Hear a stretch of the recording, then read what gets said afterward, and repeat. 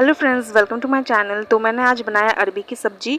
तो सबसे पहले तो मैंने यहाँ पे कढ़ाई पे तेल डाल दिया और उससे गर्म होने के बाद यहाँ पे मैंने अपना मसाला, जो बेसिक वाले मसाले हैं जैसे जीरा, धनिया वगैरह, इन सबको मैंने यहाँ पे घोल लिया था। और उसके बाद मैंने तेल पे यहाँ पे प्याज और टमाटर डाल दिया। उसके बाद मैंने ये मसाला सब डाल दिया था यहाँ पे, और फिर नमक डाल दिया और उसके बाद अच्छे से मैंने इसको पकाया। और फिर ये उबला हुआ जो अरबी था उसको मैंने यहाँ पे बहुत सारा कड़ी पत्ता था, तो मैंने यहाँ से कड़ी पत्ता थोड़ा सा तोड़ लिया और अभी मैं डालूंगी इसमें कड़ी पत्ता। तो मैं ऐसे ये टाइम में यहाँ पे कड़ी पत्ता को डालती हूँ, तो मैंने इस तरह से डाल दिया। और उसके बाद मैंने यहाँ पे पानी डाला थोड़ा सा, और अभी इसको मैंने बॉयल होने के लिए छोड़ दिया।